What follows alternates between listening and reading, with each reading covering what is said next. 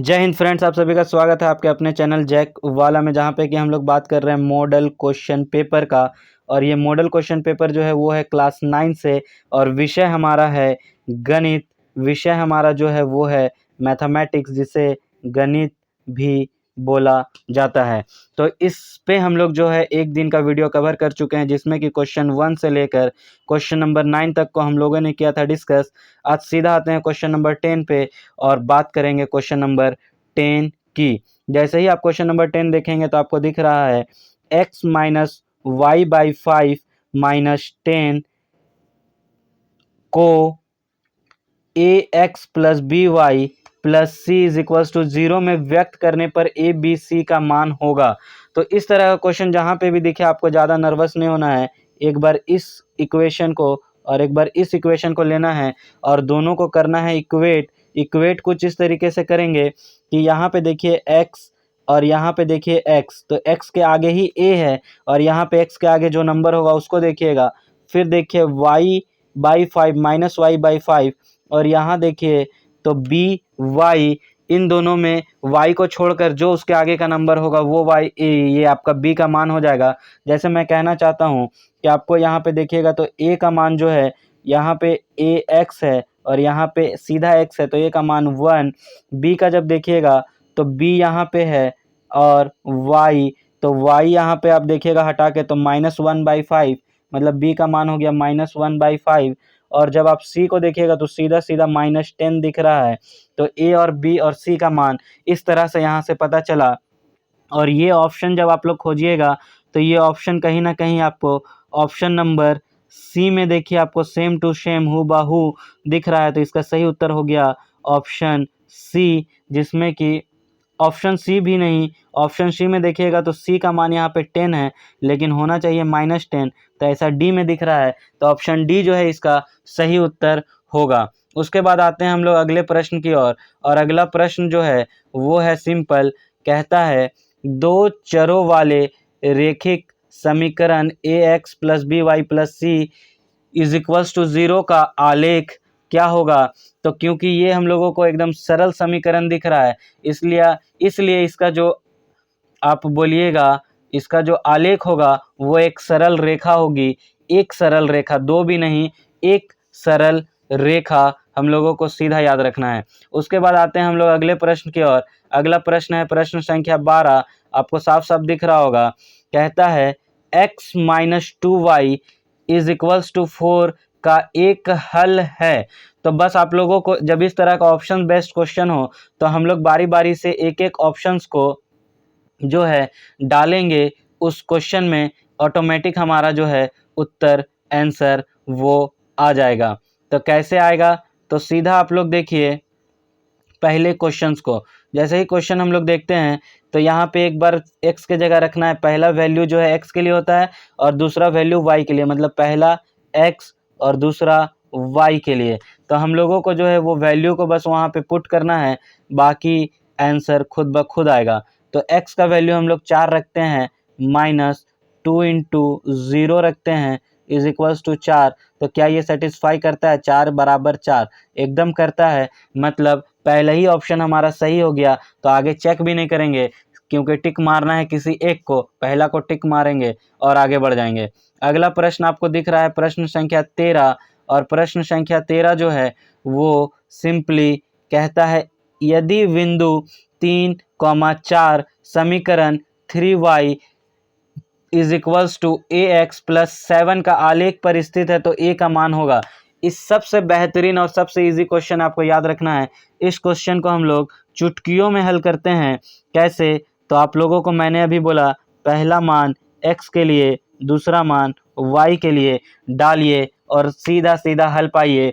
तो यहाँ पे हम लोग जैसे ही आते हैं क्वेश्चन में, तो क्वेश्चन में दिख रहा है 3 और इंटू y का मान है 4, 4 बराबर आपको दिख रहा है a, और x का मान है यहाँ पे 3 प्लस, यहाँ पे प्लस है 7। इसको हम लोग जैसे ही सॉल्व करेंगे, सबको पता है कि 4 का पहाड़ा हम लोग 3 बार पढ़ेंगे तो आएगा कितना, तो 4 तिये 12, तो यहाँ लिख दिए 12 is equals to 3a plus 7। 7 इधर जो है वो है आपका देखिएगा तो इधर प्लस में, इधर आएगा तो माइनस में।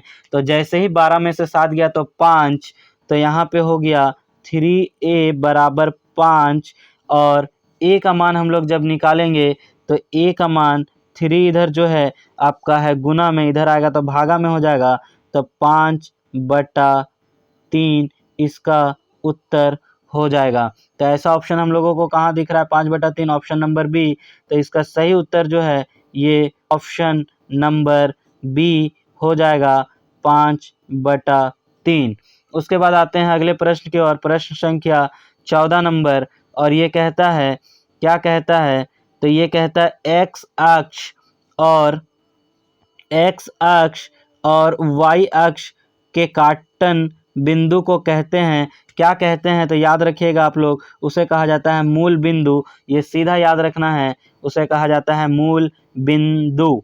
फिर आते हैं हम लोग अगले प्रश्न की ओर। आई होप आपको मैथ्स वाला सीक्वेंस जो है बड़ा मज़ेदार लग रहा होगा। मैं कोशिश यही कर रहा हूँ क्योंकि टिक मारना है तो हमारा ट्रिकी क्वेश्चन होना चाहिए और आंसर भी ट्रिकी होना चाहिए। तो हमारा जो क्वेश्चन अगला है वो है, एक्स अक्ष पर एक बिंदु के निर्देशांक के रूप में होते हैं। तो एक्स अक्ष पे बोलेगा तो सीधा समझिएगा वाई का जो मान होगा यहाँ पे वो 0 ले लेना है। तो ऐसा हम लोगों को कहाँ दिख रहा है? एक्स अक्ष पे वाई का मान 0, ऐसा ऑप्शन डी में दिख रहा है। तो सीधा ऑप्शन डी इसका टिक कीजिए, सही उत्तर यही हो जाएगा।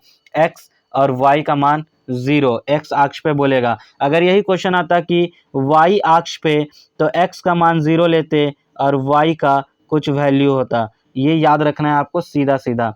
उसके बाद आते हैं क्वेश्चन नंबर 16 की ओर। और क्वेश्चन नंबर 16 जो है वो आप लोगों को दिख रहा है आपके स्क्रीन पे है, दो भिन्न रेखाओं में कितनी बिंदु उभयनिष्ठ हो सकती है? उभयनिष्ठ हो सकती है तो सीधा याद रखिएगा, दो भिन्न रेखाएं रहें तो वहां से एक ही हो सकती है। सीधा एक टिक मारिए, आगे बढ़ जाइए। अगला प्रश्न है प्रश्न संख्या 17। और प्रश्न संख्या 17 जो है वो लिखता है, दो भिन्न न्यून कोणों का अंतर होता है। तो दो भिन्न न्यून कोणों का जो अंतर होगा वो आपका एक न्यून कोण हो जाएगा। सीधा याद रखिएगा, एक न्यून कोण। अगला प्रश्न है हमारा प्रश्न संख्या 18। ये भी सीधा सीधा टिक मारने वाला क्वेश्चन है, हम लोग इसको भी सीधा सीधा टिक मारेंगे। यदि दो कोणों का योग 90 डिग्री हो तो कोण कहलाते हैं। आपको भी पता होगा, जब दोनों का कोण का योग जो है 90 डिग्री हो जाए तो उसे हम लोग कहते हैं पूरक कम्प्लीमेंट्री एंगल। और जब 180 हो जाए 180 तो उसे कहेंगे समपूरक मीन्स कम्प्लीमेंट्री एंगल। ये आपको याद रखना है। आते हैं अगले प्रश्न की ओर। और अगला प्रश्न जो है ये आकृति से जुड़ा हुआ है। ये आकृति आपको साफ साफ दिख रहा है, इसमें बोलता है x का मान बताइए। ये जो आकृति है इसमें से आपको इस आकृति से x का मान को जो है ज्ञात करना है। तो x का मान यहाँ पे क्या होगा? तो सिंपल सा क्वेश्चन है, आपको भी पता होगा, एक हम लोग पढ़ते नियम वर्टिकली अपोजिट एंगल। तो ये 130 है तो ये भी 130 हो गया। और angle on a same side, क्योंकि वहाँ पे हम लोगों को थ्योरी तो लिखना नहीं है तो हम लोग को बस ट्रिक लगाना है। अगर ये 180 है तो आपको पता है x प्लस ये जो 130 है इन दोनों को जोड़ के 180 आना चाहिए। और 130 में से कितना जोड़ेंगे कि 180 आएगा? तो वो है 50। तो सीधा इसका उत्तर हो जाएगा 50। पहले हम लोग वर्टिकली अपोजिट लगाएं और उसके बाद सामने वाला का जोड़ 180 होता है, वो वाला नियम। ये हो गया क्वेश्चन नंबर हमारा 19। उसके बाद आते हैं हम लोग क्वेश्चन नंबर 20 में। और क्वेश्चन नंबर 20 जो है ये भी बड़ा मज़ेदार क्वेश्चन है और ये है कॉन्ग्रुवेंसी से। कॉन्ग्रुवेंसी वाला क्वेश्चन हमेशा ही मज़ेदार रहा है। कहता है ए बी क्यू आर के बराबर है, बी सी पी आर के बराबर है, ए सी पी क्यू के बराबर है, तो कौन सा ट्रायंगल कॉन्ग्रुवेंट होगा? तो आप देखिए, ए बी क्यू आर के बराबर है, मतलब कहीं ना कहीं triangle A B C congruent का बात करें तो यहाँ पे क्यू आर के बराबर है।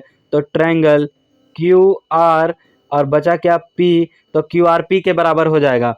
लेकिन जब हम लोग देखेंगे ट्रायंगल ए बी सी तो यहाँ पी क्यू आर ये हो नहीं सकता है, बाकी कहीं पे ए बी सी नहीं है। आपको मैं यहाँ पे भी दिखा दूँ, बी ऑप्शन में भी ए बी सी नहीं है।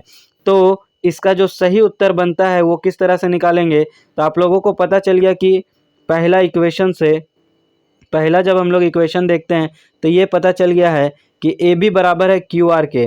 तो यहाँ से आप देखिए कि ए बराबर हो गया क्यू के, बी बराबर हो गया आर के, तो सी ऑटोमेटिक बराबर हो जाएगा पी के। अब देखिए सी बी ए, पहला छोड़ के हम लोग जैसे ही दूसरा में आएंगे तो हम लोग दूसरा की तरफ देखेंगे, तो दूसरा की तरफ हम लोगों को दिखेगा सी, तो सी बराबर होना चाहिए पी के, तो है।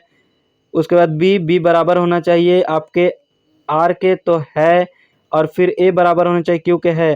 तो दूसरा ऑप्शन सेटिस्फाई कर गया, तो सीधा हम लोग दूसरा को टिक करेंगे और आगे बढ़ जाएंगे, क्योंकि इसमें दिमाग लगाते रहें तो हम लोग घूमते रह जाएंगे। बस इस कंडीशन को फॉलो कीजिए और इस तरह से हम लोग सीधा सीधा निकालते हैं चुटकियों में। याद रखिएगा, हम लोगों को सिर्फ और सिर्फ टिक मारना है। आई होप आपको समझ आया हो। ये वीडियो में आज हम लोग इतना ही रखेंगे, नहीं तो समय बहुत ज़्यादा हो जाएगा।